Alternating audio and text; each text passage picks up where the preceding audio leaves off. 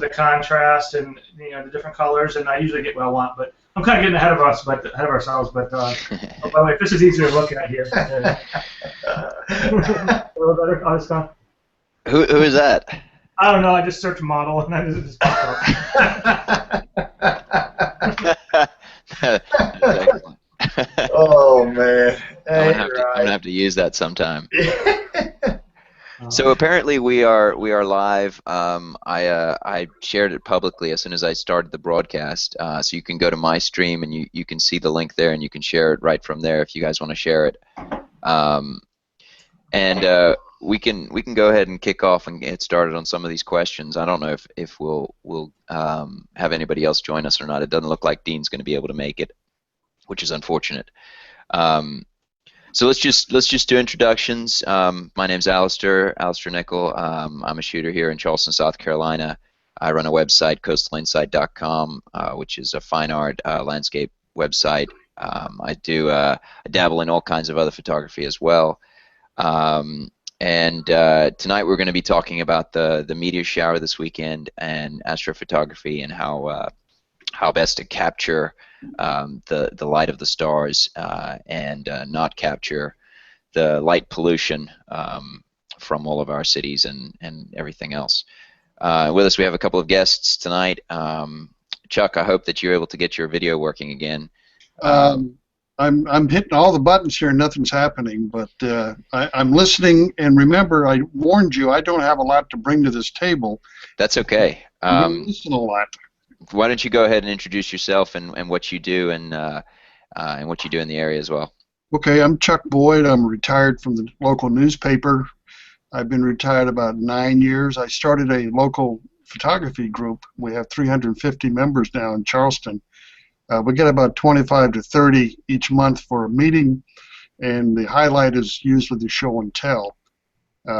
We got a whole range of photographers from newbies that got their first camera to people like Alistair and others that are quite proficient.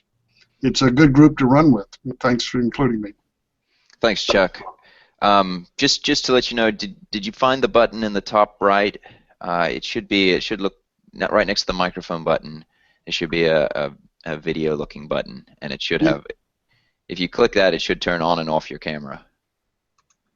Not doing it. It says the camera is on, and I'm still showing a still picture. Don't worry about it. Please don't let me fool you guys. No worries. All right, Josh, go ahead. My name's Josh Carlisle. I'm from Raleigh. I'm a landscape photographer. Some people call it a fine art landscape photographer, I guess, because I do at times make some artistic changes to my photographs to kind of get them closer to what I envision them to be. I do some photography in North Carolina, so I'm oftentimes on different coasts and also in the mountains sometimes, where Tommy is. I also make some frequent trips around the country. I just got back from Rainier and up at Acadia, and and you're working on a big project right now. Yeah. So I'm not quite ready to announce it yet, but I will have some announcements here in the next coming weeks here. But it might be of interest to you, Chuck, because it's meant to assist photographers in finding interesting places to take shots and helping them do so. So, but I'll probably be announcing that in the coming weeks here. Not quite ready to do it quite yet. Very good. We're looking forward to that. Oh, and by the way, I have Facebook and Google Plus and joshcarlisle.com, and all the links are from there, and my portfolio and so on and so forth. Very good. All right, and Tommy, last but not least. Okay, my name is Tommy White, and I live here in Boone, North Carolina, in the mountains. And I'm a full-time photographer. My background is in retail management. Worked with Mass General Store for many years, and in 2007 went photography full-time. And I have a studio in downtown Boone. The studio primarily shoots, portraits, weddings. I do quite a bit of commercial and commercial real estate in particular. Ever since I started in film photography many years ago, I enjoyed landscapes. It was kind of my passion. It's what kind of drove me into the photography business. I still enjoy it quite a bit. And just recently, I was introduced to Josh and Alistair. We met in Charleston and went out to Botany Bay for my first go in Charleston, which was just a great time. I enjoyed that thoroughly. And we've been shooting a little bit here and there and got a few other projects working. And that's about it. As far as star photography goes, you know, I've dabbled a little bit. I've recently purchased a star tracking unit, which is fairly easy to use. I haven't had a chance to use it extensively, but I have dabbled a little bit with star photography without using the tracking unit. But you know, I'm interested in just hearing thoughts, you know, tonight about experimentation that people have used, not only in the shooting part, but in the post area as well. Very good. Well, thank you, Tommy. Thanks, Josh and Chuck.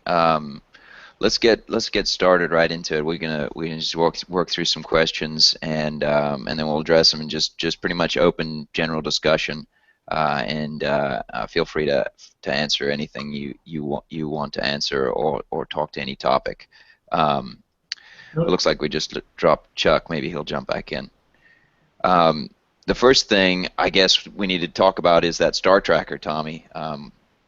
So what is it, and how does it work, and how does that enhance your experience capturing the stars? Oh, we see you, Chuck. Yeah, you're back. Yeah. Awesome. Okay, so basically the star tracker that I bought is the Polari by Vixen. And I was researching star tracking units for a while and came up with that one. And supposedly it's one of the newer ones on the market. It's in the $350 to $400 range, which, as far as star trackers go, is a pretty reasonable price. They can get upwards. You know, I saw some for practically $10,000. I mean, it's just ridiculous, but it looked like a fairly simple thing to use, and basically it's about the size of your camera body, and you need a couple of ball heads, one for it to mount on to your tripod, and the other mounts onto the front of it, and that's where your camera mounts. And basically all there really is to it is you have to be able to see Polari, the northern star. And as long as you can see that, you basically just line up the Polari to the northern star. And once you've got that going on, you basically you know, position your camera onto the front wherever you want to shoot, in whatever direction that is, turn it on. And it basically follows the rotation of the Earth. It's real simple, and that's about all there is to tell about it. I mean, really, where the technical aspect comes in is, you know, what lens you're using, and the length of your exposure, your ISO, and all that jazz. Yeah. So does it work with telescopes as well, or is just DSLRs, etc.? Pretty much, this particular piece is really designed to be used with DSLRs. Most people that have telescopes will buy a specific tracker that will do deep space type stuff. Yeah, this one's designed specifically for basically a camera to be mounted on top. I wish I had a picture of the setup. But it's a fairly simple setup. Oh, very good. And if you're in the southern hemisphere, what do you do? Because there's no. Well, there's actually a switch. Well, you're not going to make me tell that story, are you? I'll tell it real quick. The very first night that I used it, I'm out on Price Lake, and I set the thing up. I was all excited. I had it lined up to Polaris. and I'm doing it, you know, and of course the stars are streaking, and I'm like, you know, this thing's broken, you know, it's just not working. So, you know, it's 2 o'clock in the morning, and I'm like, well, okay, this is great. So I finally, I went to the forbidden zone. I had to get the manual out. Oh, no, no, no. I did. I sat in the driver's seat. I opened the manual, and on page 1, it said, inside of the battery compartment is a switch that says northern and southern hemisphere, and sure enough, it was on the southern hemisphere. So does that mean it just rotated the opposite direction? It did. It's exactly right. It just basically rotated. And so when I flicked it over to the northern hemisphere, it worked like a champion. So, yeah. So the goal of it is to allow the entire your camera to rotate with the stars and to allow you to keep the shutter open for a longer period of time without getting your star trails. That is correct. Now, I do have a shot. I don't know if we can share it. It's a shot that I took that night, and I believe, if I'm not mistaken, it's a 20-second exposure. I was not using the star tracker. And, you know, you can pick up some great shots that show the Milky Way. The only problem I have with that is that if you zoom in really close, in other words, if you were to print it, say, 16 by 24 or larger, you can actually see just a slight bit of movement in the stars. And what the star tracker does, and you cannot do an infinite exposure. The first thing that it tells you is, like, I think 6 minutes, I believe, was the longest that really? it recommended. That's right. Wow. But if you think about it, a 6-minute exposure is a fairly long exposure. But it burns those stars in pinpoint, and so you can really catch that core gets really defined. And I have actually seen some shots taken with like a 70 to 200 with just a 1/4 coupler of like the Andromeda galaxy, which was amazing. It basically filled the frame, and of course the galactic core, which is something that I've been after up here for going on 4 weeks now, but we've had nothing but rain, of course, up here. So, but those are on my target list. So go ahead, Josh. No, so I hadn't thought of using. I've seen some of those devices like that, and I always kind of figured that they were out of my price range because, like you said, I've seen the ones that are $7,000, $8,000, $9,000, and I said, no, that's crazy. Yeah, I'm not going down that road. But you know, me either. We're always struggling when I've done star photography. Is the compromises you make with ISO, right? You bump up the ISO. And you have that nice little rule of, well, you don't need the rule anymore with the device, but you have that kind of rule of 500 or 600. People sometimes say 600, 500, but it's basically your focal length, divided by 500, and that's how many seconds you can go before you get a star trail. And I usually pop it down to 500, even a little bit less, because I don't want any little smudges, right? And so Josh, for the calculation there on your lens, will you run the numbers in your head? Yeah. So it's so it would be if I shoot with my Takina 1628. So if I'm shooting at let's say 1600, I'm going as wide as I can there. It'll be, I think it's like 31 seconds here. I have calc out. Yeah, 31.25 seconds. Okay. So that's 500. That's 500 divided by 16. Yeah, and I'm not a math whiz. I gotta pull the whole calc out. But I was actually slightly impressed to hear what people are shooting with a 7200, because as soon as you get into those high focal lengths, unless you have some sort of device, it's nearly impossible to get an exposure long enough. Even with super high ISO, it's nearly impossible to get exposure long enough to get anything good out of it. Absolutely. That's right. And I should mention that with those bigger focal lengths, that the exposure time definitely decreases. It's like, I think it was less than 2 minutes or something like that with recommended. With like a 200 or 300 millimeter lens, of course, which would make sense. Yeah, and if you add your teleconverter onto your 70, or 200, you're bumping it way up there, and your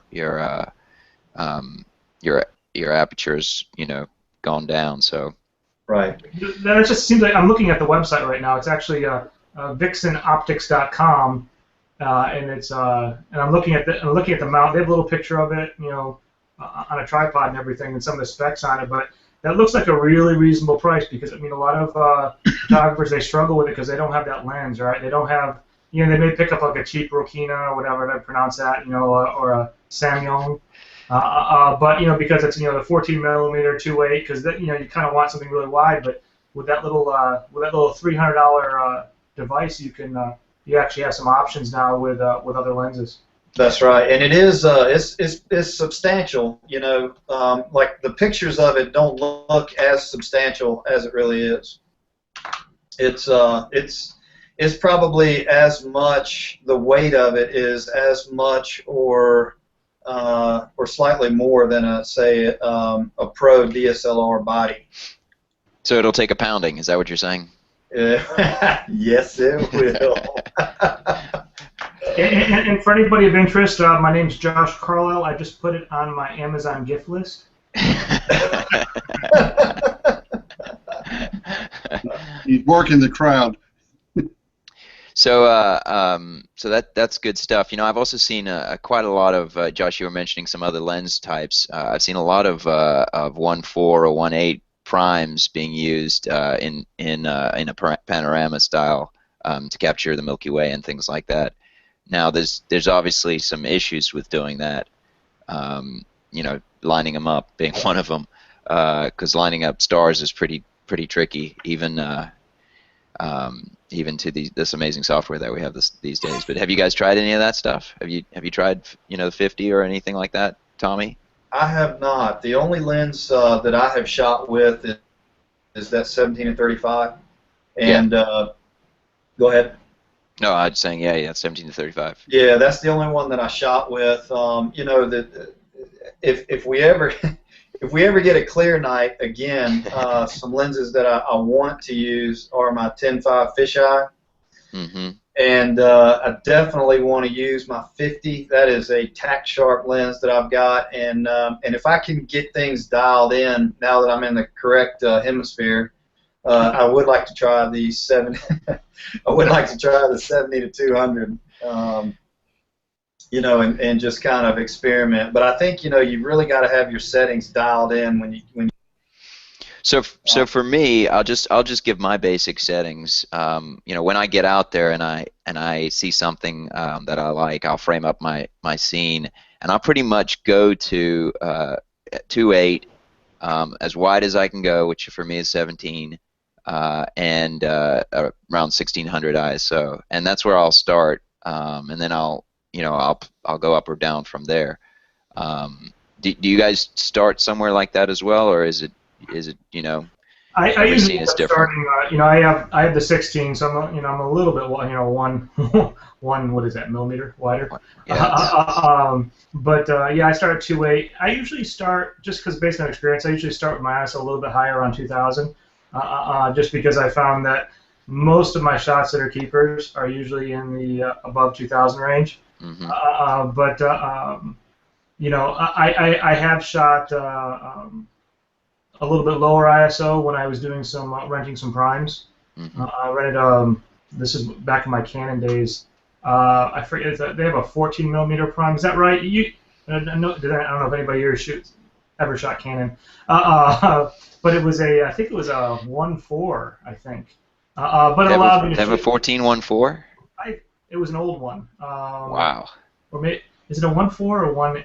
I can't remember. It's been a while. This is a couple years ago. But it was faster. I forgot exactly how fast it was. But it allowed me to start with a little bit of a lower ISO. Now, obviously, in Tommy's case, I would bump that ISO way down real low, since I have all the time in the world there. But yeah, that's usually where I start, because I just find that most of my shots that are keepers are above 2000 on the ISO scale. So let's talk about noise, seeing as though we're getting into higher ISOs.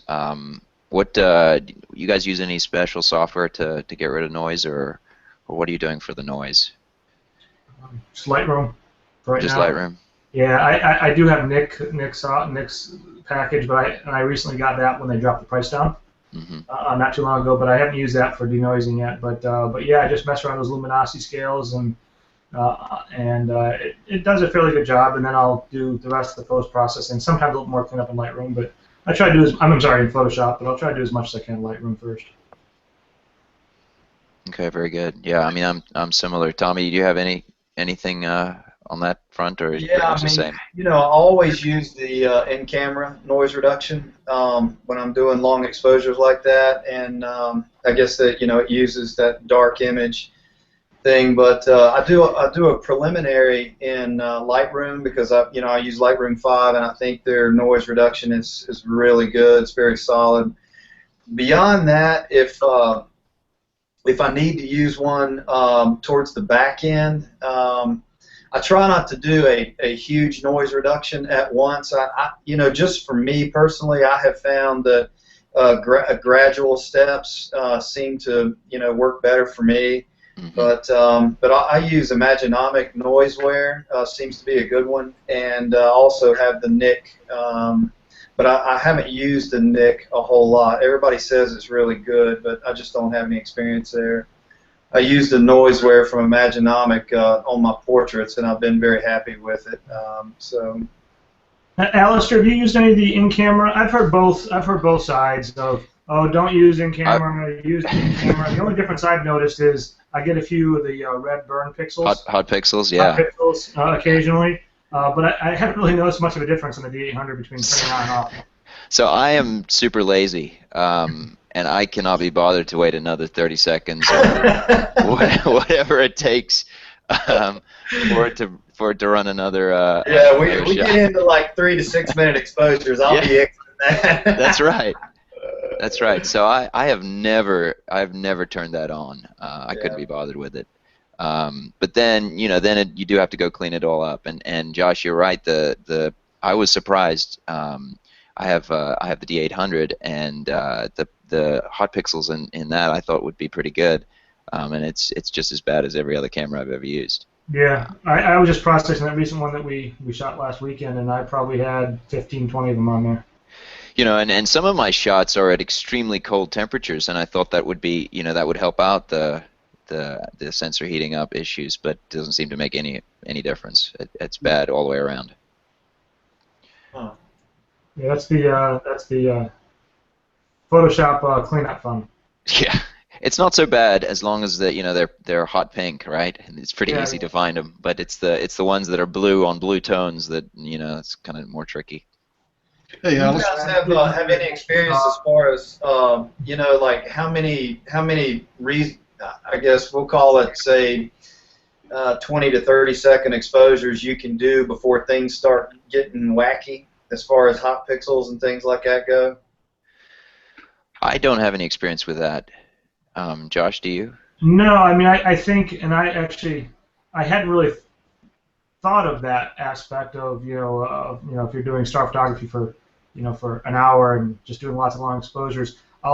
We were out there for maybe 15, 20 minutes. I'll have to take a look and see if there are any difference between my early exposures versus my ones later on. I suspect you're probably right. I mean, it would make sense, right? I mean, that's the physics there. But I've never heard anything along those lines. One of the reasons I asked that is because I'm interested in doing some star trail type shots. Absolutely. And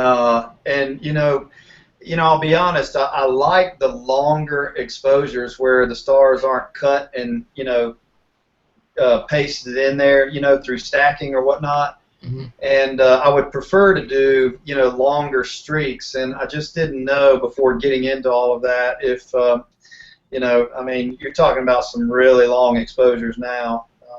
And so I was just curious if anybody had any thoughts or maybe even read something.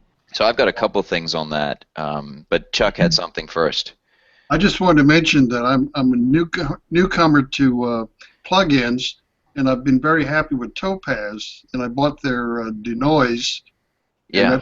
Because I do a lot of nightclubs and music venues, dark and harsh lighting, and the noise factor is a problem. And I haven't done anything like you guys have with long exposures. I'm just talking regular photography. Can you guys hear Chuck? Yeah, I can hear him fine. Can you hear him, Tommy? Yeah, I got him. Yep. That's weird. I don't hear him. Well, you've tuned me out. Yeah. Josh, if you hover over his picture, there's a thing that pops up on mine that says there's a mute button. Yeah, he's not muted. Okay. Huh? So, now you muted him. Yeah, I was toggling just in case. So, Chuck, that's a good point. There's lots and lots of different software to handle noise. Lightroom has it built in. Aperture has it built in. Tommy was using the Noiseware plugins, probably for Photoshop or for Lightroom. Yeah, I also have Topaz as well. You have Topaz as well, yeah. There's lots of good software. I've been really happy with Noiseware from time to time. I now use Nick's software, and Lightroom's software is just so good these days that I'm just using that. It's so easy. But yes, definitely a very important part of the workflow. And another thing that you're bringing up is different cameras handle noise totally differently.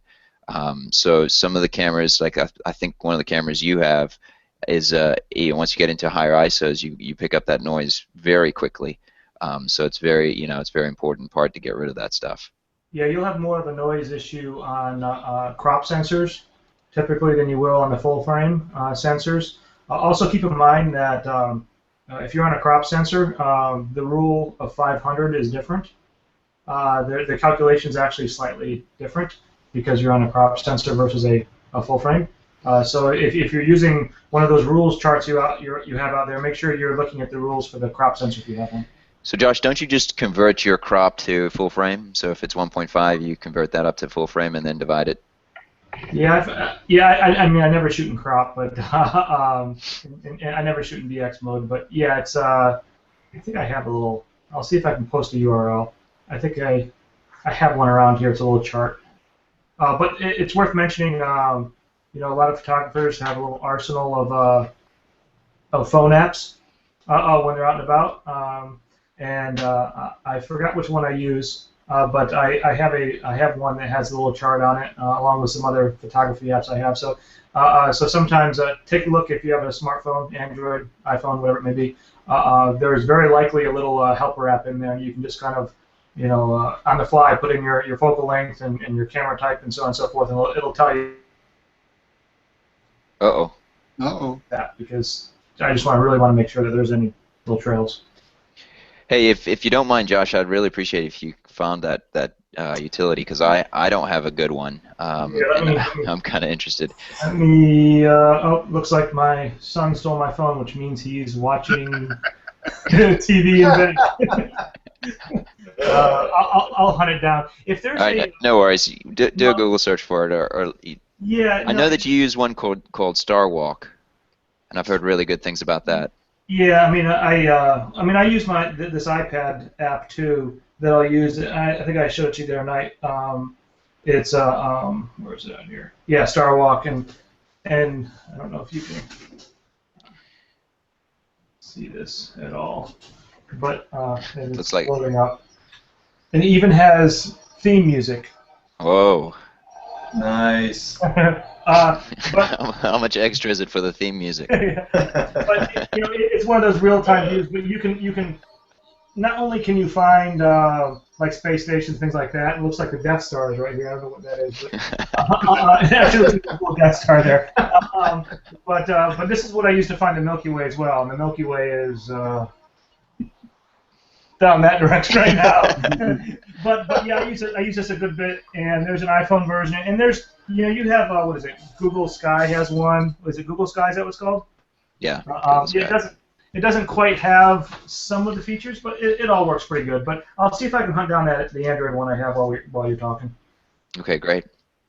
So so I think we've covered a good bit of the basic settings. I know for my personal use, I'm shooting at 2.8, so that makes it easiest. Obviously, the widest aperture possible. What are some other things that you need to do with your camera, Tommy? You got any other tips on the camera side? I mean, one thing that I've read quite a bit about talking about that you and I kind of have this discussion a while back about shooting wide open at 2.8. Right. Yeah. And I have, you know, I've read quite a bit that if you're shooting with a 2.8 lens to shoot at f4, that you'll get a cleaner, crisper shot. Now, I mean, you're going to have to jack your ISO up a little bit when you do that, but that's just something I've read. You know, the image that I shot at Price Lake, it wasn't super clean, only because you know, it wasn't used with the star tracker, but it was shot at f4. And you know, my ISO was pretty high. I mean, I think I may have been shooting at 32. That is or high. something like that. But yeah, but, you know, I mean, so that's the nature of all all lenses. You start them down a little bit and they get sharper. So is that just standard standard lens physics, or is there something special about stars that makes that even? I think a lot of your zoom lenses have more of that issue than a lot of your primes. And even like your off market, like my Tokina, which is an outstanding lens, very happy with it, but at 2.8 it gets soft on the edges, and a lot of the Nikons don't get quite as soft, like the 14 and 24, which is an outstanding Nikon lens if you got a couple grand to drop on it, is really sharp from edge to edge, but that's probably atypical for any kind of wide-angle zoom. Right. And from what I've read, a lot of folks who shoot wide open at 2.8, at 2.8 are shooting the primes, because the primes usually have better, better image quality at that, fixed focal length. Right. Yeah. Yeah, mine that I posted on Google Plus did not look as sharp as the image that I had, of course, on my computer. But I was fairly happy without, shooting with a star tracker. I mean, if you zoom in, it was surprisingly clean. So again, I'm hoping if we ever get a clear night up here to get into something a little more, but this time I'll do some tests, at 2.8 and then maybe at f4 just to kind of see if there's any difference. So let's talk a little bit about finding the right conditions to go out shooting, because that's like 99% of the battle, especially for you, Tommy, lately, right? Dude, I mean, this is like a rainforest up here. I don't know what's going on. So what do you use to track the clouds? Because that's obviously rain can't do much about that, but clouds you can at least hope that they can dissipate and those kinds of things. Do you? I know you've got a special weather service up your way. Is there anything that you use when you're traveling, or is weather.com your go-to? Yeah, I mean, I use Wonderground. I use Intellicast. I use Ray's Weather, which is kind of like you say, it's kind of a local thing. Here lately, it's like partly cloudy means socked in for the most part. So, walking out, there's nothing quite that matches walking out and looking up. But those are the ones that I primarily use. I know you've got some pretty cool ones, Alistair, that you use. You turned me on to a couple, I think. Well, I really like the cloud cover percentage chart that Wonderground has. Unfortunately, Right. they don't have enough. They don't do it hourly. They do it every 3 hours, which isn't hourly, even though it says it's hourly. I don't quite understand that. But at least it gives you a percentage, so it'll say 50% or 30% or whatever it says. Tonight is actually supposed to be 10% later this evening, so that might be pretty good. But yeah, so that's my primary for cloud cover, and then I use other services just to bounce that off. Josh, you use anything different? Yeah, I use Wonderground. I mean, you use Wonderground there. Okay. Peyton Hale got me onto that when we were at Zion last year. And yeah, I wish they had that was great. I wish they had a better app. It's just they don't get that data on the app, unfortunately. Yeah. What do you use, Chuck? You use anything like that? No, you've opened my eyes when you told me the other day that 10% predicted for tonight and next Monday night is going to be 25%. And I thought, how does he know this? Okay, so this isn't fair because I can't hear him and you guys are laughing. I just told the world's greatest joke. This is great. Josh is just going to be in the dark. All right, so the next most tricky thing is you get out there, it's pitch black, right? and there's no clouds, so you can see the stars, but you can't see anything else. You know, there's black silhouetted shapes, and you know, framing becomes an issue, and focusing becomes an issue. So let's talk through some of those, how to resolve some of those issues. Who wants to take the first stab? I'll go. Go for it. Okay, I mean, basically, you know, my approach here lately has been, you know, any structure that I have in the foreground, you basically got two choices. You use it as a silhouette, like a tree, or maybe even like a fence line or something like that can be good as a silhouette. The other thing that I have done is I've gone to I went to Walmart and bought a 2 million candle power Q-beam. It's got two settings. It's got a I'll be right back. I'll be right back. Sorry. All right. See you in a bit. It's basically got a half power and then a full power, and you know, so your other choice is to basically light paint during a long exposure. You got that thing at Walmart? I got that thing at Walmart. Wow. Yeah. That's So yeah, so when you're doing long exposure, and this doesn't have to apply to star stuff, or it can, but you know, if you're photographing stars and you've got a barn in the foreground, you know, you can stack multiple exposures. You can paint the barn in front of you. You can run behind the barn and shoot it through the cracks in the barn. You can you know, get inside of the barn and set your camera up so that it's taking continuous 15-second exposures, just one right after another. And while this is going on, you know, you run inside the barn and kind of light the interior up. So, you know, lots of fun things can be done with light painting. I like that. Yeah, that's good stuff. So when you're out there, do you take a test shot to get your composition set up?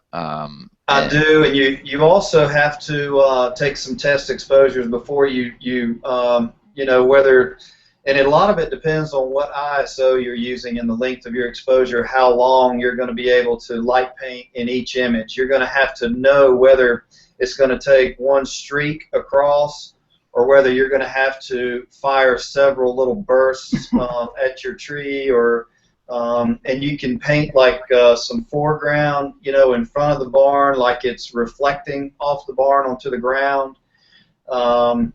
So yes, the answer to your question is yes. You definitely have to take some test exposures to kind of find out how much light you can get away with painting. So for me, you know, light painting is sort of an advanced sort of step. But what I like to do is I like to take a very high ISO shot right off the bat, get my composition lined up, you know, and move it around, etc. I have live view on my camera, so that helps out considerably, as long as the ISO goes up high enough on the live view. And then focusing becomes the next super challenging thing, because you know, focusing on the dark is basically impossible for the camera to do. So manual focus is necessary. You have any tricks for doing that, Tommy?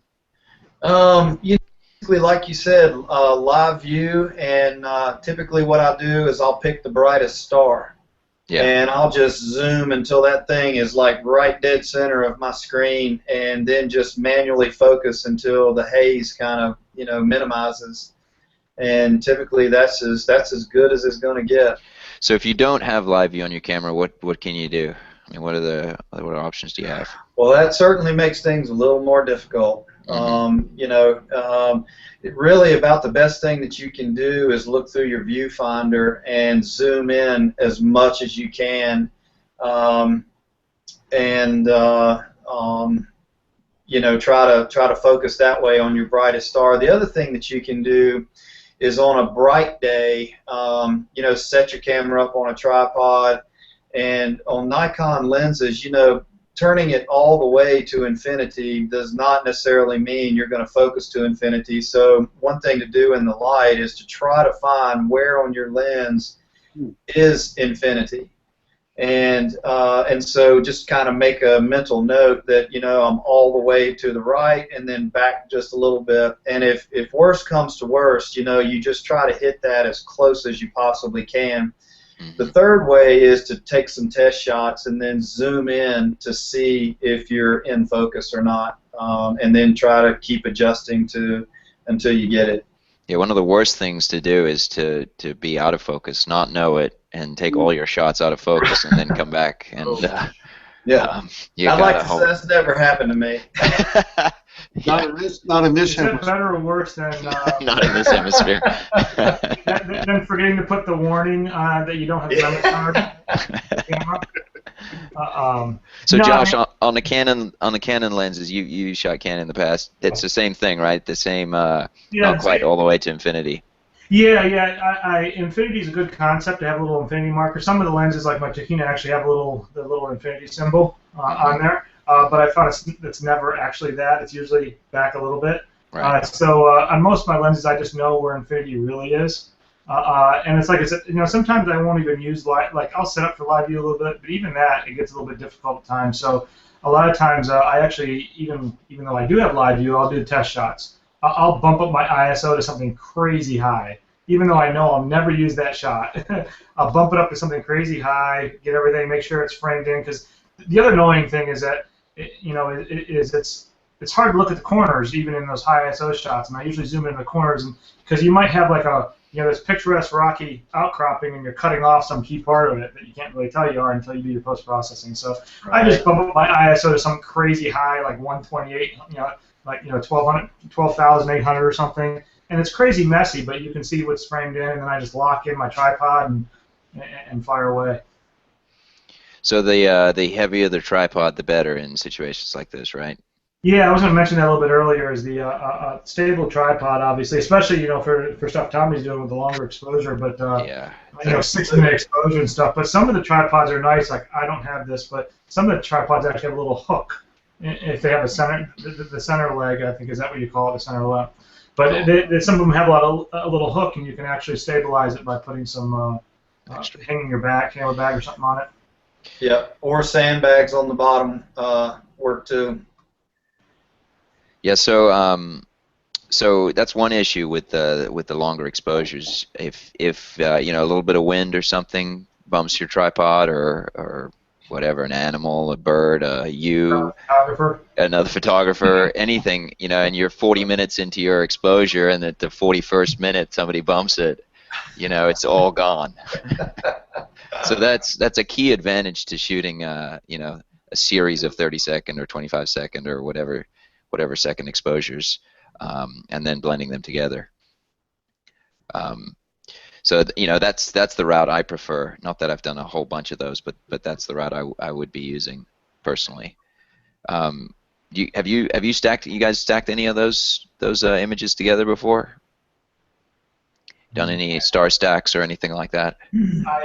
I tried to quite a while back, and I think I was actually having, when I first got a D800, I was trying some star trails, and what Tommy was mentioning, you stitch them all together, and you get and I was actually running into star trail system limitations because I was trying to load it up, in Adobe Bridge, you go in, load it up all his layers, and do the magic, and my Mac would actually just kind of come to a grinding halt and just sit there and die. So it doesn't help that you have you're trying to combine several, a few dozen 35 megabyte files, there's 150 layers. But I kind of punted after that. Those 16 gigs of RAM were not cutting it, right? Yeah, no. It's sad because 16 gigs of RAM is actually fairly hefty. It does a great job of my normal processing. But I was just guessing at your I'd love to get 32 gigs. Yeah, wouldn't we all? So back to finding the location. That's again the hardest part, and finding that dark sky is pretty much the hardest part, especially where we live, Chuck. Did you mention while I was gone the dark sky finder? No, that's what we're about to. So that's a good one. I was blown away with that. When you sent that link to me, I looked at it and said, that is the darkest place in the area. Middle of the national park. Did I chop? Can you hear him yet, Josh? Is he still muted for you? Oh, yeah, I can't hear him. Sorry, was he talking? Yeah. I'm sorry, Read my lips. Yeah, so talk a little bit about Dark Sky Finder, if you will, Josh. Oh, sorry. No, I didn't know if it got brought up while I was gone. I had a kid wake up. She was crying at the door. Awesome. No, Dark Sky Finder is a tool I use, especially here. You know, you don't have to worry about it as much when you're on the West Coast or someplace in the Midwest when you know you're in the middle of nowhere. But around here, especially on the East Coast, you know, you don't have a lot of light polluted areas. So there's a I know I think there's a couple of Android apps and a couple of iPhone apps, but there's actually a site I go to, it's actually if you just do a Google search for Dark Sky Finder, it comes up. It's some guy's personal site, but it's a Google Map overlay, and it does an overlay of light pollution against a map. And so it's color coded with white and red being the worst, and green and light blue being less light pollution till there's almost none. Obviously, the darker colors are better, and you can actually hunt down some areas that have a little bit less light pollution than other areas. Especially here in North Carolina, I was actually surprised that there actually are a few spots nearby that have relatively less light pollution than other spots. Outer Banks being one of them, and that's what I use to try to. I mean, that's what I was actually using just earlier today when I was trying to decide where to go for the meteor showers. Yeah, so I've heard that Dark Sky Finder app, the JShine. Yeah, JShine. Yeah. I've heard that it uses population densities in order to generate that map, which would be mostly accurate. But at times there's going to be issues with that. Yeah, I guess if you're in the middle of nowhere and there's like a military base or something, or a random thing like that, I honestly I'm not sure what it uses. That would probably. It would make sense. That's how I would build it. Yeah. No, I just kind of assumed there was some study done someplace on with a map and geographic coordinates for light pollution. He just overlaid it, but. So there's another site that I found today that has by state it has viewing sites all over the state, and I was trying to find it right now. I can't find it right now, but I'll find it in a minute. Anyway, it has viewing sites all across the state, and then it charts them out, it maps them out, and color codes them every day and every hour for the next 3 days when the best conditions are going to be, and it does. Temperature, it does cloud cover, it does light pollution, and several other key factors. Yeah, I'd love to have that site. I haven't seen that before. It's a little bit more difficult to read. It's not the most elegant interface, but once you've figured it out, it's very straightforward. And I'll put the link in after the show because Hey, Alistair? Yeah. Got a question. I remember seeing your picture of the Milky Way that I think you took at Folly Beach. Yeah, that's right. 2, 3 in the morning, 4 o'clock in the morning, or something. Right. Yeah. How did that look on your map showing? Was that a dark spot? Yeah. So if you look at the Dark Sky Finder, all of the sea is not mapped at all. There's no color coding in the sea. So when you're at the beach, especially, and you're looking, the Milky Way rises in the east, and you're looking out to sea. There's basically no light pollution out to sea at all. It's dark, dark, dark.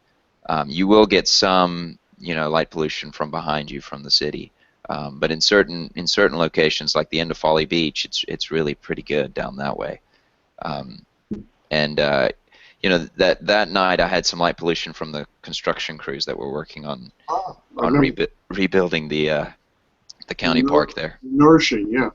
That's right.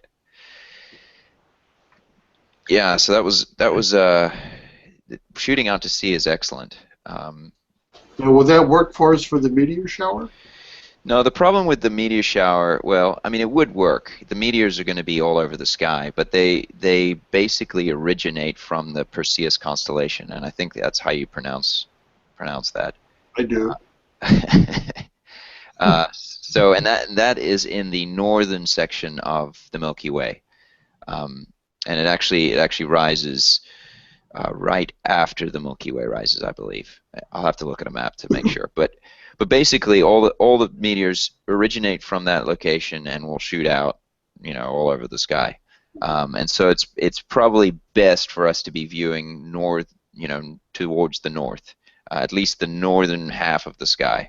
And if we're out at the beach, we'll be mostly shooting east to southeast, where the darkest portion of the sky is, and it won't be quite as clear.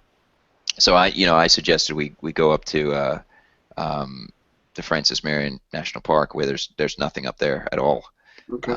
and shoot north from there.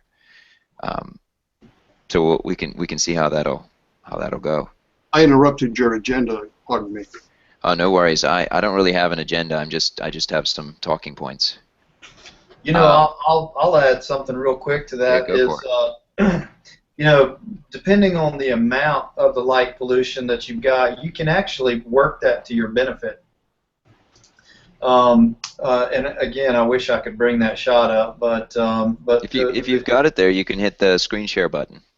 I'll look for it here in a second. But just real quick, as it was kind of a fluke that I was able to get this, but it's the night that I was out, we had some low-lying kind of wispies. It wasn't major. Matter of fact, you couldn't even see it in the sky. It looked perfectly clear. But in the direction that I was shooting was towards Blowing Rock, which is, I'm sure y'all know is a very small town. Probably got a few street lights. So it wasn't anything major like the town, like a Charleston or suburbs there. But there we go. There you go. So you can see that I was able to pick up some of the incandescent color tones in some of the lower clouds in something like that, and I think it was just kind of something different. I actually had somebody comment on that image and say, "I didn't know you could see the Milky Way at sunset." Okay. Yeah. So, but it's just again, it's just something a little different. Yeah, no, it's very cool. So the only issue with any kind of light pollution is it cuts down the visibility for the stars. Right. It'll cut down the Milky Way some. That's right. It will. But it in this case it's gorgeous. It's beautiful colors. Yeah, just something a little different, Yeah, very cool. So let me unscreen share that. There we go. So one other point that I did have is we talked about warmer and cooler shooting a little bit earlier, and there's some tricky things you have to make sure you take care of when you're shooting in different conditions. When it's warmer, it's obviously more humid. Well, in our part of the world, it's very much more humid. And when it's cooler, it's drier, and so the biggest challenge is moving from a dry, humid, or dry, warm environment to a humid, other way around, from humidity to dryness, and from dryness to humidity, and shooting longer exposures outside when the night sky is cooling, and you end up with the problem of dew on your lens. So who wants to take a stab at how they take care of? Tommy, you want to start us off on what you do to combat the dew, especially? I haven't had an issue with that yet, but some of the literature that I've, in fact, in the Polari manual, which I've now read that night, did say, and I've heard a lot of people say this too, and Alistair, you and I kind of talked about this, but little heat pack hand warmers. Yeah. can be strapped around the lens. I think the disadvantage there is, you know, if you need to work your focus ring, or, you know, there's always a chance that that could have some effect there. But it, you know, to keep your lens warm and keep that from happening, and of course lens hoods help in with that kind of thing. But I haven't run into that yet. I'm sure I will. Well, if you start shooting your longer, you know, star tracker shots, I'm sure it's, you know, especially in the colder months up there, you're gonna absolutely coming. I just I haven't. I read someone not too long ago. I read that it was in some blog post. I wish I remember where it was, but they actually put those hand warmers in a sock, and they wrapped the sock around the lens, and that way they could just untie the sock when they wanted to mess with something. Good idea. I'm sure there's some very expensive device that can do the same thing. Yeah, there is, absolutely. Yeah, they make all kinds of things. So what about bringing that gear? Let's say you're out shooting in the cold and you bring it back inside. You got any tricks for making sure that the moisture doesn't get inside the lenses and whatnot when you bring it into the hot environment? I usually just leave it in the bag as long as possible. You leave it in your bag and you bring your bag straight inside, or you leave it outside? And you know, I have a garage, so I'll usually actually keep leave it in the garage in the back seat, because it'll slowly warm up. And then if you bring it in the house a little bit, you know, after that, then it'll typically your bag will actually stay a little bit colder too. Yeah. And so the whole thing just kind of takes a while to warm up. And the reverse is true. Like, you know, we ran into, you know, we don't run. I typically, when I'm going to shoot in the morning, I don't run the AC in the car in the hot morning. Right. Like, it's, you know, you get the nice condensation that takes a good 15-20 minutes to go away. Yeah, absolutely. So we don't have to worry too much about the cold here, but when you travel, when you're in Rainier or Acadia in the winter months, you're going to end up with or Colorado or Alaska or wherever you end up. You know, there's definitely an issue going into hot spaces. Don't forget about your battery too. You want to keep your batteries a little bit warmer if you're really cold outside, because it'll drain your lithium ions faster. Yeah, that's absolutely true. Spare batteries. All right. Absolutely. Any other tips or anything on that front? All right, good. Chuck, what questions you got? We've covered a lot of material already. You really have, and I appreciate letting me sit in. The other guys don't realize I was a newspaper photographer. I was a Marine Corps photographer. I carried large 4x5 speed graphics. I guess as a reaction to that, now that I'm retired, I have a couple of point-and-shoot cameras. That's all I carry. I don't have any prime lenses. I don't have anything that you guys have been talking about. But I've been extremely pleased with what I can get with my point-and-shoot. I've got the Canon S90, a 2.0 lens. Yeah. Not much of a zoom, but then I also bought a 260 Canon with a 20 times zoom. So I've got a 25 to 500 millimeter approximately. And those are the tools I'm working with, but I'm limited. I can only do a 15-second exposure. Am I out of this game completely? Yeah, so the 15-minute exposures, or the 15-second, right? Yeah. So you know, the problem is your focal length. 15 seconds, you're gonna get star rotations probably. We can do the math on that, but it's gonna get pretty close.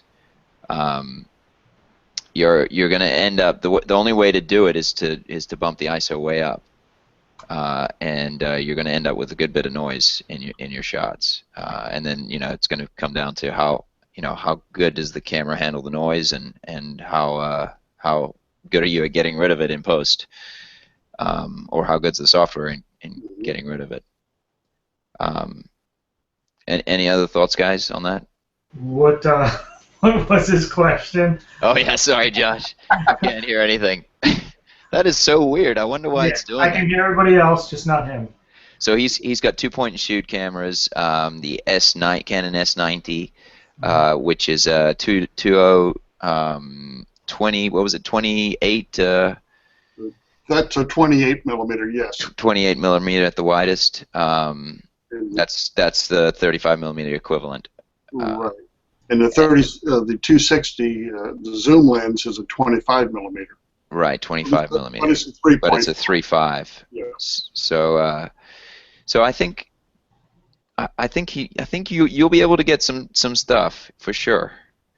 How high does the ISO go on those cameras? 32, I think, but I can put it on automatic or something. I know I can go higher than 32. I think it goes 64. Yeah, and they both have full manual control, right? Correct. Yeah. I'm looking at this right now. Hopefully I'm not over talking him. I'm looking at the Amazon site right now. One thing that we hadn't mentioned that I think a lot of us take for granted is shooting in RAW. So it looks like, you know, a lot of times by default, a lot of these cameras are going to be shooting in JPEG. I'm just looking at the PowerShot S90, and it can shoot in RAW. So a lot of times you can recover, even though it may not look great when you first pull it off. But if you shoot it in RAW, you may be able to recover something out of it, a little bit more than you think. Thank you. That's a good comment. I hadn't thought about that. Well, the nice thing about shooting in RAW, so that's weird. So you can hear Josh, no problem, but he can't hear you. Yeah, I can't hear. And so he said thank you, by the way. He's not muted at all. I mean, I flicked the little switch here. Here, I'm actually going to mute him now. Maybe I can hear him. When you did mute him. See, we can't hear him either if you mute him. Oh, really? Yeah, you muted for everybody. Oh, wow. Okay. You better not do that.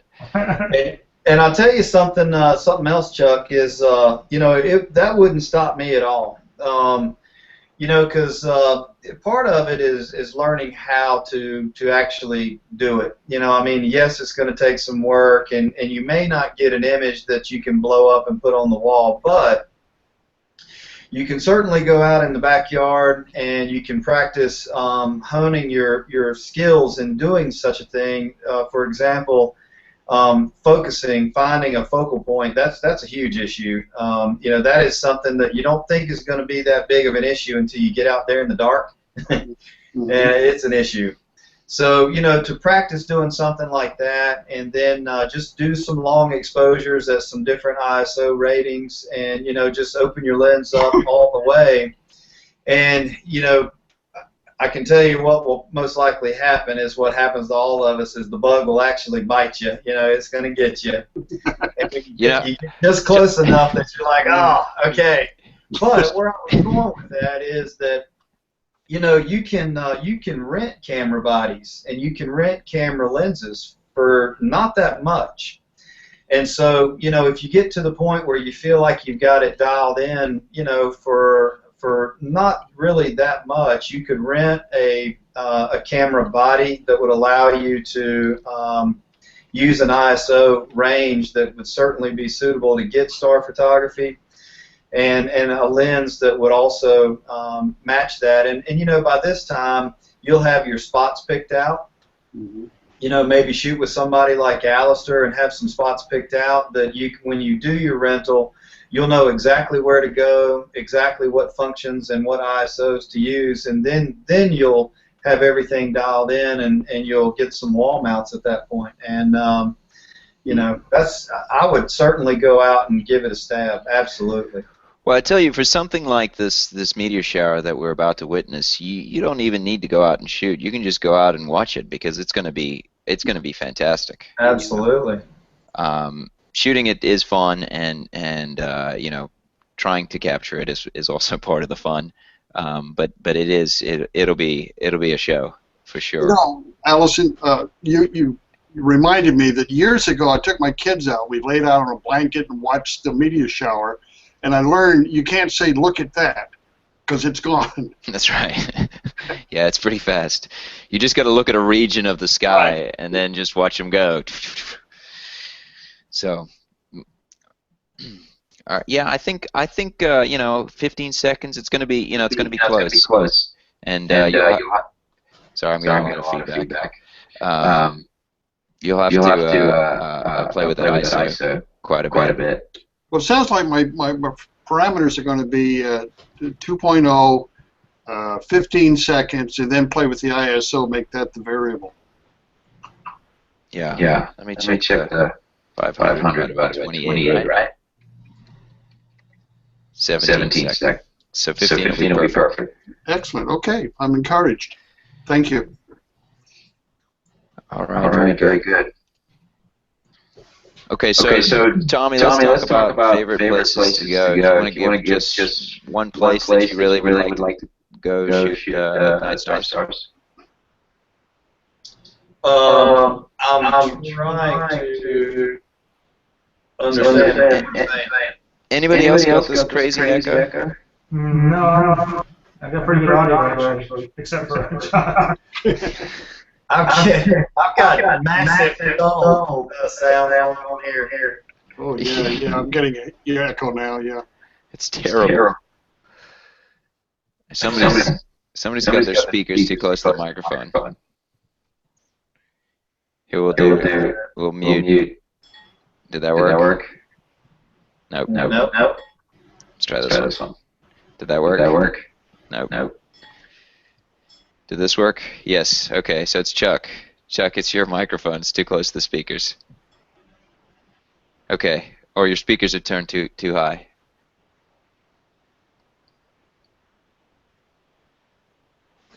All right, can you hear us? No echo. Good. Tommy, can you hear me?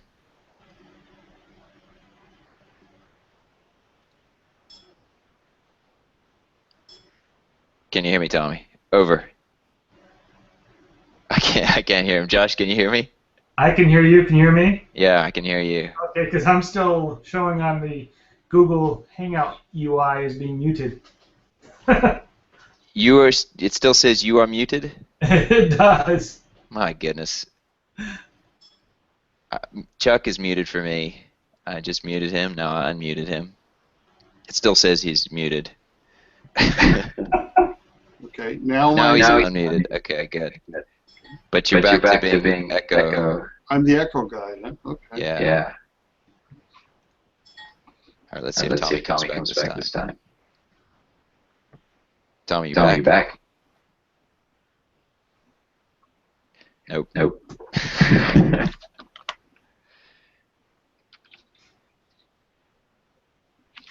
All right, Josh. I guess you and I will just talk, and they can just make fancy hand motions or something. Did you have a favorite place that you go close to your house there? Really not close to my house. It's warning me that I'm muted. I'm getting pop-ups on my screen saying you're muted. Are you trying to talk? Yeah, keep going. You're fine. Okay. Honestly, not locally. Just there's so much light pollution. I've tried it a few times, and it's just crazy amounts of light pollution. I'm only 10 minutes, 15 minutes from Raleigh here, and as I drive around me, I start hitting other communities. So, Fayetteville to the south, and just Cary, it's just everything's everywhere. So, I honestly like to go out to either the coast or out to Tommy's neck of the woods. Okay. Just because there's just that's the biggest factor is the light pollution. You just get so much glow on the horizon that it reaches up into the sky, and you can recover some of that, and but not too much. So I typically do it when I'm out of town. My favorite spot to actually do star photography was out in Zion. Zion was fabulous. You get some nice distinct lines in the sky, and you don't have to play any games and processing, and nice dark skies. So I'm going to pull up that dark sky finder real quick and share it because you'll see North Carolina's pretty bad. Yeah, North Carolina's going to be awful, I'm sure. And the thing is you'd think, the mountains of West Virginia, all that kind of stuff, they're actually not that great either. There's so much from DC and everything else. So here we go. Okay, so you can see, I'm going to make this a little smaller, see if this works. That's a bit better. Yeah, so the whole East Coast is a problem. Yeah. You can shoot out to sea, and there's some in West Virginia, like you said. The Outer Banks was perfect, man. While we were out there, that's the best on the East Coast. Pretty much everywhere. And then once you get out west, just about anywhere is perfect. So the elevation makes a big difference to reducing the haze and showing increased clarity in the stars. So some of the mountains up in in Colorado and in California and Utah, east coast of California, or the east side of California, can really be excellent.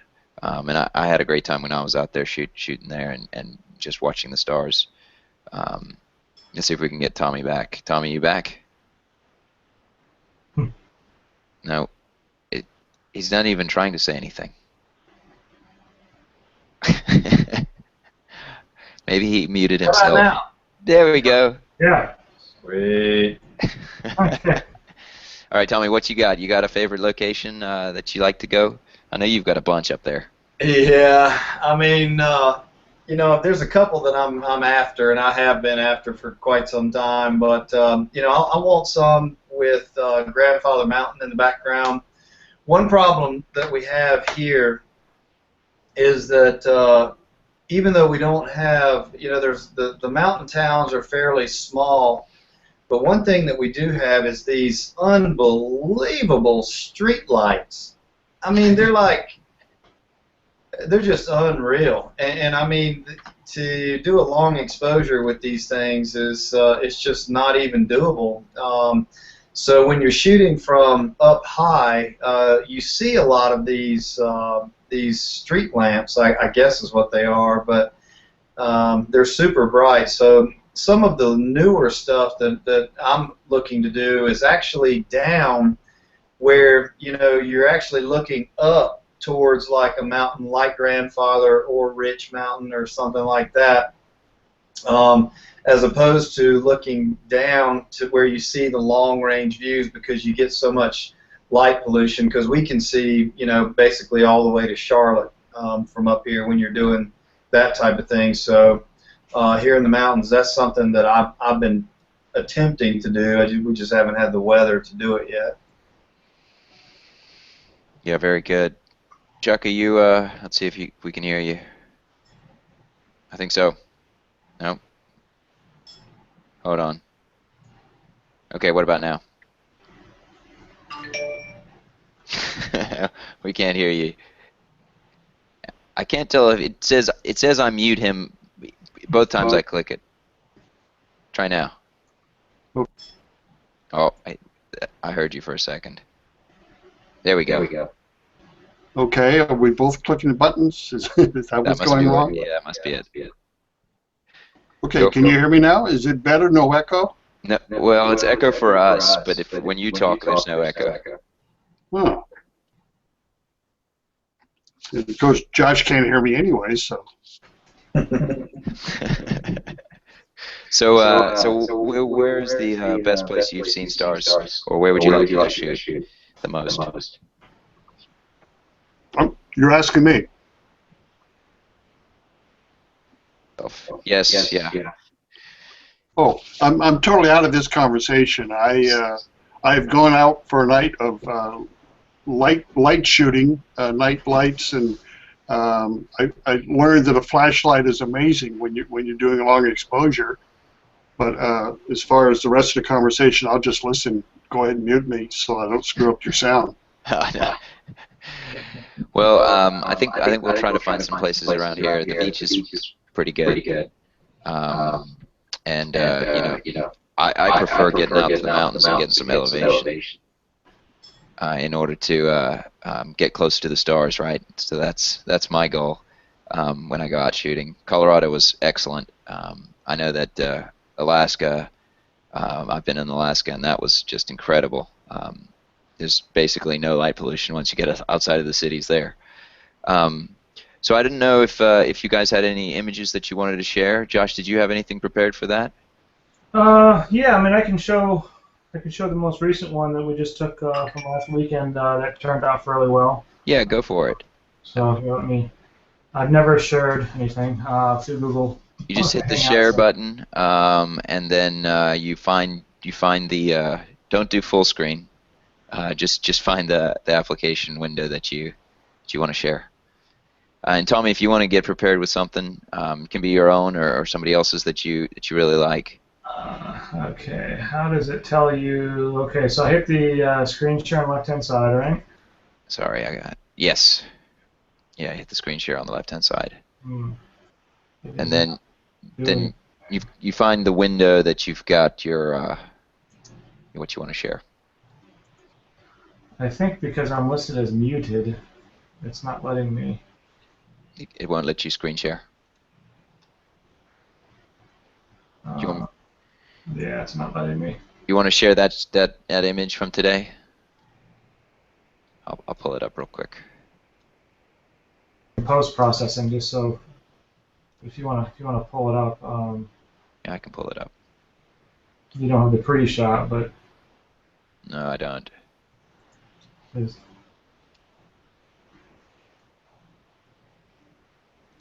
Yeah, for some reason I'm still listed as muted, so I have a feeling that's. Oh wait, hold on a second here. Oh, it just went away. Did you do something? No, I didn't do anything. I'm sharing your image from. Huh. Can you see it? Yeah. No, it's Okay. my little mute message went away, but it I still can't screen share though. Anyway, so real quick on the technical side of this shot, this was at 16 to 28. So I shot this at 16. The ISO I think was like 2400, 2500. Let me look here real quick. Yeah, 2500. And this is a 25-second exposure. I didn't have my remote shutter release, and I think what is it, 25 seconds the max, and then the 800, isn't it? 30. Is it 30? Okay. Maybe I bumped it back down to 25. Can't quite remember, but obviously there was a good bit of cleanup on here. So I did denoise it in Lightroom, and I did also mess a little bit with the levels in Lightroom to add some contrast to initially start pulling out some things. And then I immediately popped it into Photoshop.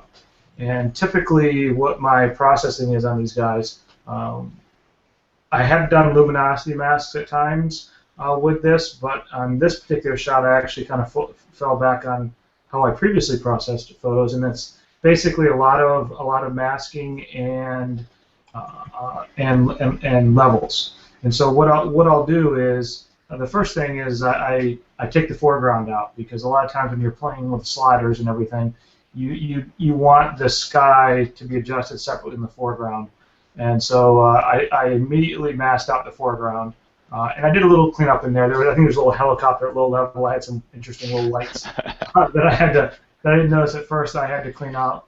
While we were out there, I noticed a few shooting stars. Yeah, at one of my other shots actually had a couple shooting stars, and it did not turn out as well. I would have liked to use it, but anyway, yeah. So I masked out the foreground, and I processed that separately. I just did very minimal processing in the foreground. It was already pretty dark. I just kind of cleaned up a few things, but most of my time is spent on the rest of the picture. And so what I'll do is I'll immediately mess with the levels a little bit and make it pop a little bit more. And typically what I'll do is I'll pick up when you're messing with levels, in Photoshop you have a little pointer button. I don't know what the proper name for it is, but you can make selections of different colors or different spots in the photograph, and then you can adjust your levels from that spot. The little dropper. Yeah, little dropper guy, yeah. Yeah. And that allows you to not go too crazy on the levels. A lot of times also when you're first adjusting levels, there's the RGB, but you can also jump into a specific color. And a lot of times, a lot of my photographs, especially with high ISO, will be, have that reddish hue to it. And I personally like more of the blue. I like some colors inside the Milky Way itself, but I like more of a blue. So I will adjust the levels of the blue as well. Maybe tone down the reds a little bit, and so on and so forth. And then actually, what I do is I pull out the brush, create another mask, and then I get just the stretch of the Milky Way, so that I can adjust the Milky Way. And I use the brush, and then I add a blur, a Gaussian. Is that how you pronounce it? Gaussian? I say Gaussian. Gaussian. Okay. That might just be me. Yeah, I know how to pronounce it. I know what the button is. So the Gaussian blur, so that it doesn't have the fine detail. And I'll actually pop the Gaussian blur really up high, so that there's not a distinctive line anywhere. And then I'll actually play a little bit more with the levels, and that's what makes, if you see the picture, that's what makes the Milky Way really pop. I'm not adding any colors to it. I'm not really. This is all levels. And then lastly, I will additionally take in another mask, and I've done it in this photograph as well. If you notice, I don't have there was a lot of light pollution around coming from the right. I think that was from where, I don't know what it was from, but it wasn't the lighthouse, but there was a bunch of light pollution. I'll add another mask in there, and I also had some clouds in there, and the clouds had this awful hue to it, so I kind of toned it down a little bit. The clouds looked like a bright fluorescent red. It was just the glow was coming weird off the clouds. So I masked that in a little bit more and played with the levels. So really my approach to this is a lot of masking and a lot of playing with the levels to get the contrast and get the colors to make them really pop like it is here. A lot of folks, when I first got into this, I thought people were doing a lot of photoshopping to get this, but I wish I could share the original. It's all there, especially if you're shooting in RAW. It's all there. It's just that you just kind of have to work it out a little bit. But all in all, this took me probably 20 minutes to process, maybe 25 minutes the most. It came out great. It looks really nice. Thanks. Very cool. And thanks for the tent. Yeah. That's a great image, Josh. Thank you. Yeah, it's Alistair's tent and my oh, by the way, if you're going for the glow like that, I know a lot of people have like gels they put on their flashlights, and if you invest in that, that's awesome. I haven't invested in any of that, so I actually we used my phone. My phone has a little flashlight app, and the app has different color settings you can put so the screen glows a particular color. I just picked a different color and tossed it in there, and you got that nice glow, and it was less harsh than an actual like headlamp or flashlight in there. Yeah, the flash would have been, two directional. It wouldn't have gone in all directions like your cell phone did. But this is pretty. I'm hoping somebody picks up for a magazine cover and I can buy a lens. There is great detail in that, though, man. I mean, that's really nice. I like that a lot. Thanks. I actually ended up I thought I was really disappointed by some of the clouds that were pouring in, and you can't really tell, but there's actually a good bit of clouds to the right. That's why the stars aren't as intense to the right and to the bottom. But I actually kind of liked a couple little clouds at the bottom. Yeah, it's cool. It gives it some some extra dimension there. What ISO were you at here? 2500. 25. Okay. And you say that was 25 seconds wide open? 25 seconds. Yeah, I probably could have dropped the ISO a little bit and gone another 4 seconds, but we were just kind of messing around in the and I wasn't, like I said, I can't do math in my head. But yeah. I wish I could show you I keep on saying it, but I wish I could show you the before. The before. I actually had 3 set up. I had the original, the Lightroom, and then the Photoshop one, so you can kind of see. Well, try share it again, and we'll see what you can do. And Tommy, are you ready to go with something? I got nothing, man. I had to shut Photoshop down. It froze on me. All right. Well, you already showed your image before. Do you want to talk about how you processed that? Okie dokie. Hold on a second. Let me see if I can find your image now. I mean, it's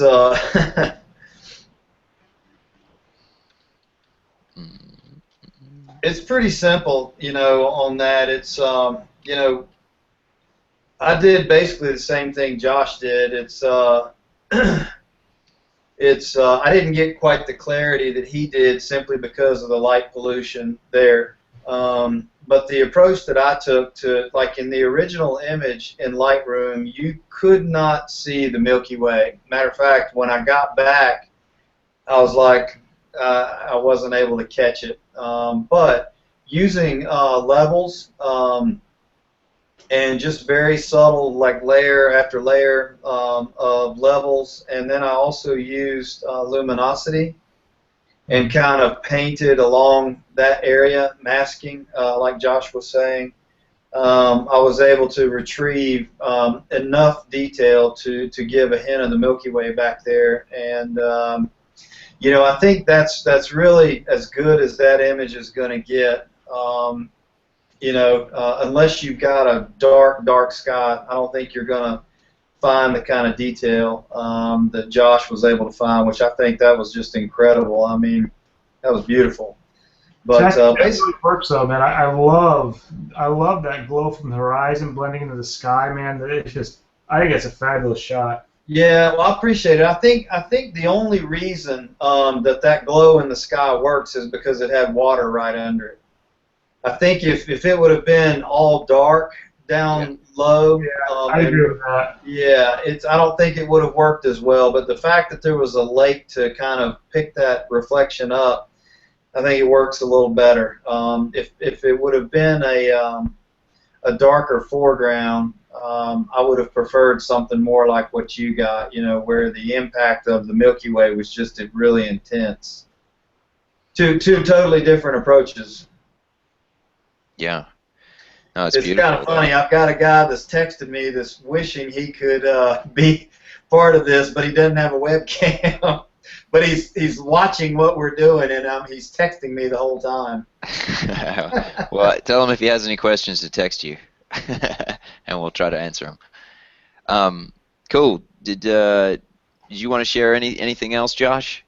You know, yeah, I'd like to, but I can't. It's not working for you. Yeah, but I'm sending you real quick in your mail, as if you have a second. Okay, sure. I'm just sending you the before shot, just because I think a lot of folks see. I know when I took my first few shots with the Milky Way, I was like, wow, how do people get those results? Like, you know, you just keep on seeing, and it's like, and so I was really disappointed, and I almost kind of gave up, saying I'm missing some part of the equation here.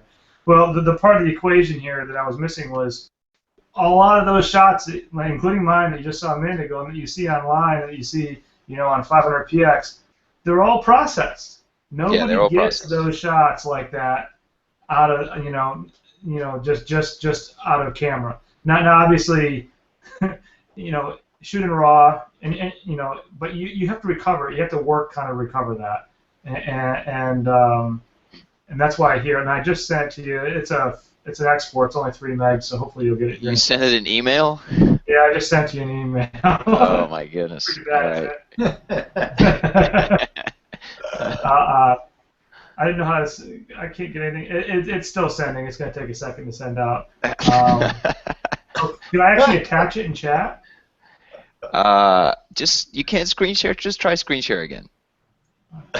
See, it says I'm supposed to get a little pop-up when you hit the screen share. Yeah, when you hit screen share, you get a little pop-up. That's right. It just doesn't do anything. All right.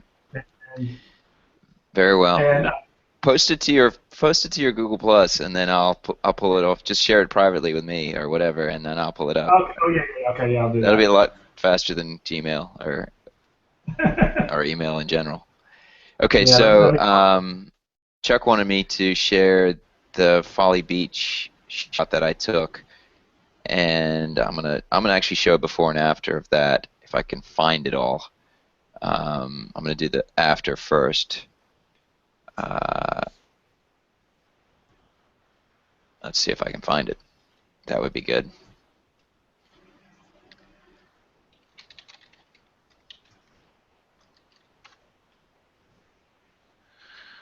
Okay, here we go. All right, did we just lose Tommy? I dropped the connection, but I'm back. Okay, you're back.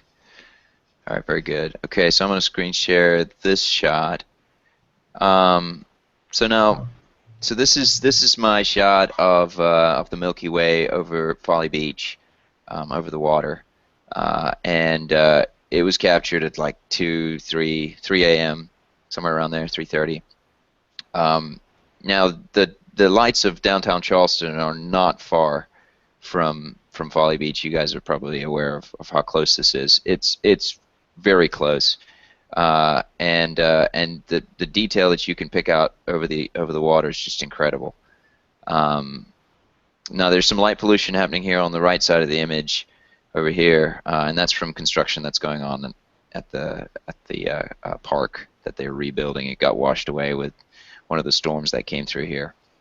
And I was actually, my goal for this evening was to go all the way down to the end of Folly Beach down here, where there's a lone tree sticking out of the water, and I was going to frame the Milky Way behind that lone tree, and it was going to be super dark down there, nothing interfering with the shot, but the construction was creating rivers that prevented me from getting down there, so that was very disappointing.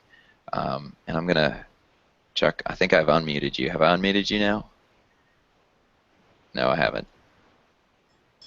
Okay, there we go. I think I got you now, Chuck. In case you want to ask any questions. So I did the same processing technique, Josh, that you talked about, and mostly levels, and I did some color adjustments, or color. There's a tool in Photoshop. I think it's color separation. I painted back in the Milky Way a little bit, retained some of the color there, and it detracted some of the color from the other portions. And I actually processed this one a couple of times, firstly on my laptop, and I really liked it, and then I brought it up on my big screen monitor, and I didn't like it as much, so then I reprocessed it. But yeah, this I've was actually already reprocessed the one I just did earlier, because I was planning on showing off the Photoshop app so you can see all the layers and everything. And as I was doing it, I was like, wow, I like this better. Yeah, so the more you do this, the better you get at it, and the better your shots end up. It's amazing. The data's there, like you said. You capture the raw shot. It's there as long as you find a dark enough sky and set the camera settings appropriately. So this lens that I used for this shot is not an especially good one for taking star pictures. It's actually a DX lens that I mounted on my full frame camera, and I shot it at 16 millimeters. And there's some heavy vignetting happening. There's some coma.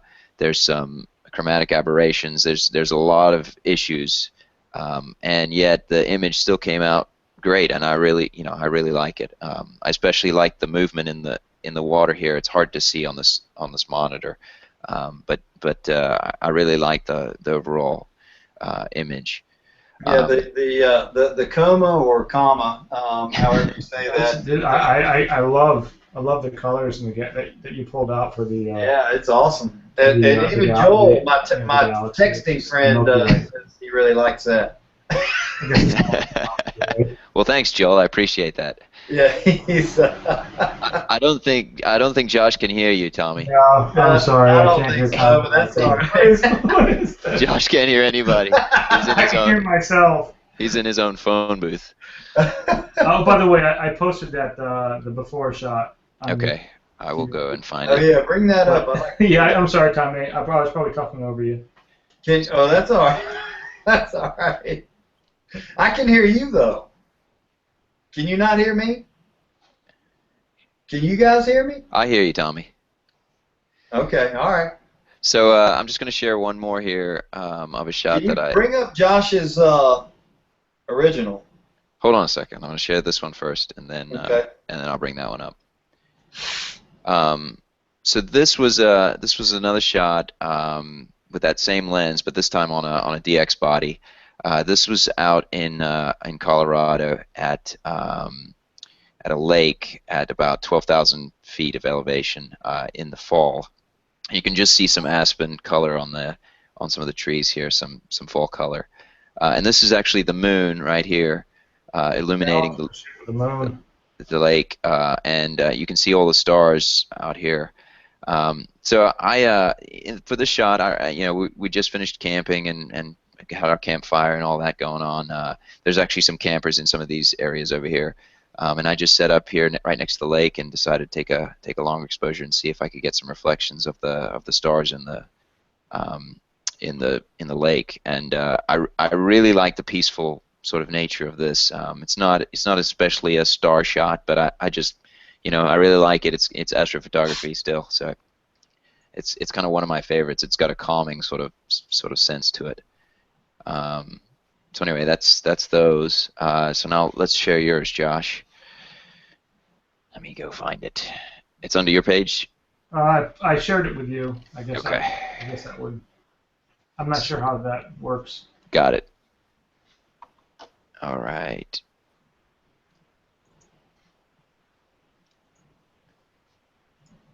So that's before.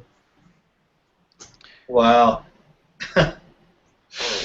Yeah. So you did quite a bit of work to the ground here, like you said. Yeah, I didn't find anything real of interest to the ground, so I just pretty much, there was some reflection on the tarp underneath your tent, Mm-hmm. which I removed. Didn't think it added too much to it. And it was a blue tarp, so it kind of added the wrong glow. And yeah, so I really was going more for the silhouette on the landscape with the tent popping, and then actually just make the Milky Way pop there. But yeah, when I first looked at this, if you see a lot of the clouds to the right, I was all worried, and the clouds at the horizon, I was like, is that too much clouds? But that is an incredible amount of clouds on the right there. Yeah. I didn't see that on the shots that I got. Yeah, I think I think you shot quite a few frames before I got my camera out. Yeah, I think maybe. the clouds had started to move in. Yeah, maybe. Well, some great processing for sure. It came out really well. It's always good to look at the before or after, and then look at the after again.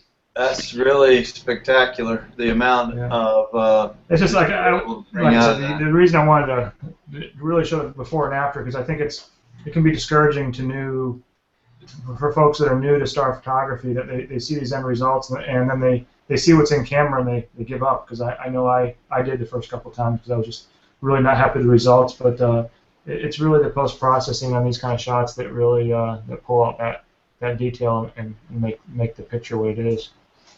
That's very nice stuff, man. Very nice. Thanks. All right, very good. Unscreen share. There we go. Well, great. Does anybody else have anything else they want to share, or any inspiration from others? I know that I've got lots of folks that I look to that I really enjoy their star stuff. I'm not sure if we need to share those here. There's a whole bunch, but if you guys want to, we can touch on those briefly. What do you say, Josh? The first person that kind of got me into the first photographer I noticed, and I've honestly seen there's a little bit of better work out there, but I've always enjoyed his work. I'm probably going to butcher his last name. It's Ben. Is it Canales? It's Bencanales. That's pretty close, I think. Ben Canales. And I follow a little bit of Dave Morrow. Okay, yeah. Probably butchering that name too as well. But they both have pretty good portfolios. Ben is more known for his night sky work, but he's got some pretty extraordinary stuff. He also does a lot of time lapses, which are kind of neat. But yeah, I've enjoyed his work and Dave's work. He's got some good stuff. I think actually, the funny thing is, right after you had mentioned we were going to do this evening. Probably a couple hours later, I saw that Dave has a workshop at Mount Rainier. Right where you were. Right where I was. And unfortunately, when I was at Mount Rainier, it was full moon. Oh wow! and you're just not going to catch much Milky Way with a full moon. But yeah, those are a couple that I followed a little bit, and he's got some neat stuff. Yeah, so I believe that he won the some kind of National Geographic competition. Did he? Yeah, that wouldn't surprise me. Photo of the year, I believe, for this image. Oh really? Oh yeah, that's. And it's just he was just playing around and decided to lay down and use his headlamp to illuminate the Milky Way, and it just this is a stunning image, just absolutely incredible. Absolutely. Yeah.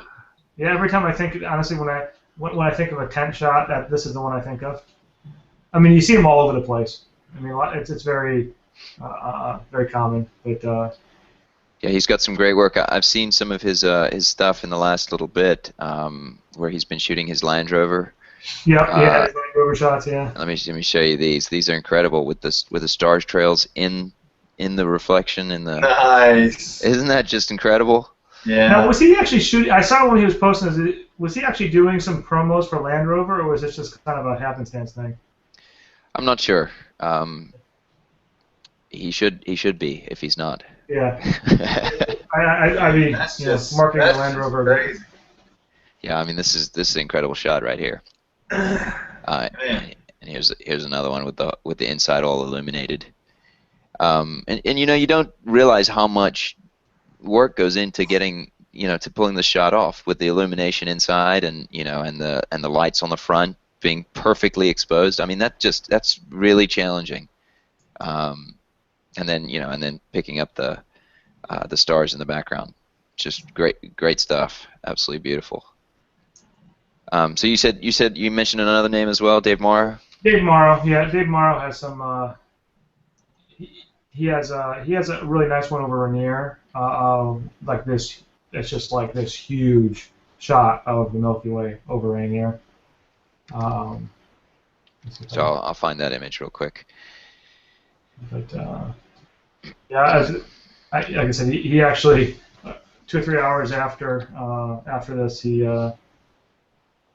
after we set up the hangout here, he announced a workshop. So is it this one? Let me see. No, it's not that one, but that's a good one though. That's nice. That's nice. I think that actually looks like is that Rainier? That might be. That's what he says. Yeah, then that would be either. Let me see. It's either Paradise or Sunset or Sunrise, one or the other. Wow, look at that. I wish I could find the one that I'm referring to. But he's got so many of them. There are quite a few. Yeah, there's just some beautiful stuff. He's done some neat fisheye stuff, which I've never used fisheye with sky photography, but he's got some. He did some neat. There was a fisheye shot, and there was one of those little miniature world shots. You know what I'm talking about? Mm-hmm. That's like that stuff that Troy Caswell does. He's not as exclusive to it as Ben is, but he's got some nice stuff that I followed on occasion. Yeah, Troy's got some interesting stuff as well, Tommy. He does some of that mini world long exposure stuff. Yes, yeah, some good stuff. So here Chuck is an example of the light painting that Tommy was talking about.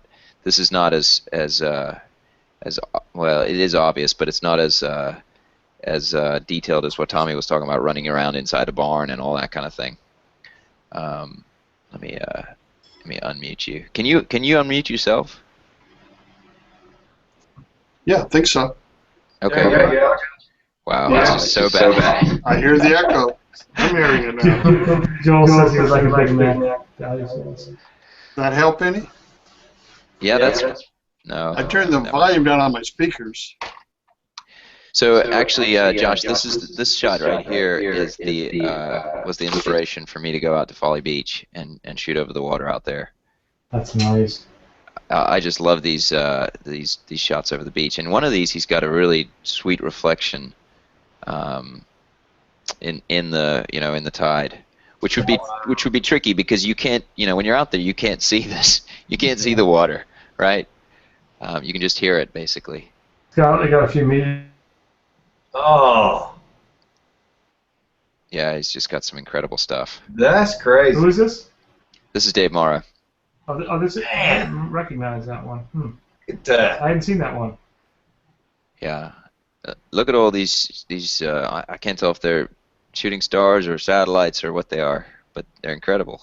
That's I don't insane. know if you got satellites going that fast, but yeah, those are typically Yeah, I hadn't seen that previous one. I thought I saw Here's the one This is the one I really liked.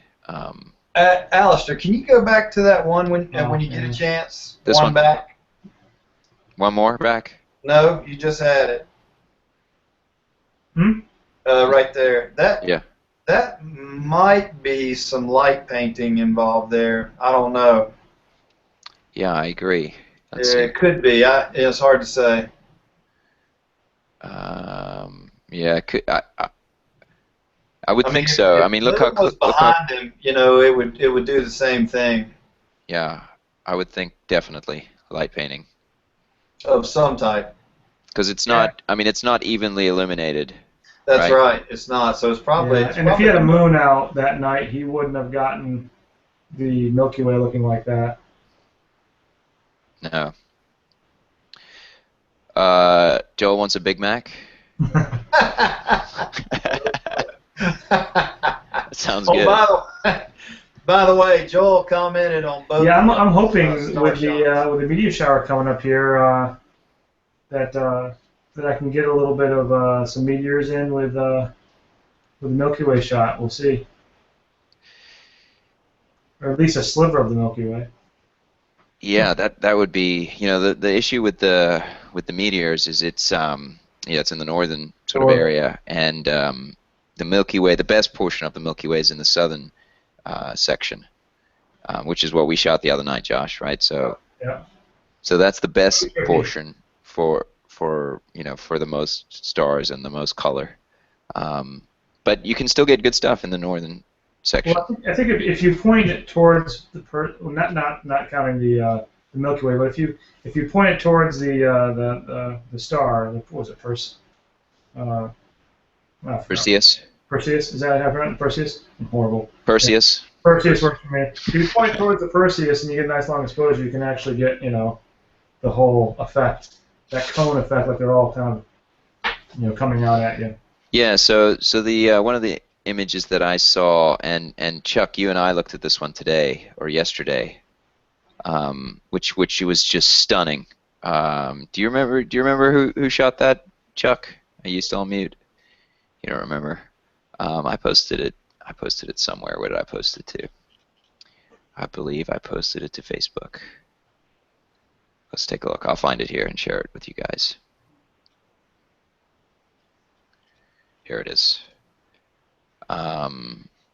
Share it. So this is probably the best shot I've ever seen. Yeah. Oh wow. Oh, yeah. Gary Randall did that one. Yeah, Gary Randall. I don't know why I can't do. There we go. So and he tells you what he did here. So he set it up for a time lapse basically, and then he rotated each of the shooting stars and combined them all. He rotated it based on the Earth's rotation, right? So however far they were past the Milky Way when the Milky Way was in this location, he rotated it back, and then he combined all the shooting elements together with a single frame of the Milky Way, and it's just stunning. And there's another one, I believe. Is it Gary Randall as well, with the shot of the river and the mountain cliff, I think. Let's take a look here. See if I can find it. Chuck, I think you posted that image on your blog. Isn't that right? Where's your blog at? There we go. This one. Yeah, I mean, this is just stunning, right? Can you guys see this? Yeah. Yeah, that's awesome. That's insane. It's just gorgeous. Especially that bright one he got. Wow. This one right here, yeah, just incredible. So Hey, I did point out on my blog I did not take that picture. If you took that with a point and shoot, we'd be all bowing down right about now. Yeah, this is an incredible shot, and it's the framing that really helps the composition. It adds a little bit extra. Of course, this stuff is just spectacular, so that doesn't hurt. All right, well, I think that's about it for me. Anybody have anything else? Any other questions, or should we wrap it up? No, it was very helpful. Enjoyed that. Great. So, were you going to go out? Tomorrow night? I've got tomorrow night's book. Maybe Sunday. Maybe Sunday. Yes. The best nights are going to be Sunday night and Monday night for the number of meteors per hour type thing. Yeah, they're calling. They were saying like between 100 and 150, weren't they? Something ridiculous for the early morning hours. Yeah. They're calling for nothing but rain up here, so I'll be counting on you guys to go out there and make it happen. Yeah, so tonight's the best chance of low cloud cover for us down here at the coast. Josh, I don't know what you've got. I haven't been paying attention. I probably should. But yeah, so we'll definitely go out there and try to get some shooting stars. Absolutely. Yeah. All right. Well, I appreciate it, everybody. Thanks for joining. Thanks for sharing your tips and your advice and your favorite locations. Thank you. Thank you for letting me play with the big boys. Yeah. Thanks, guys. Everybody say goodbye. Wave to the camera.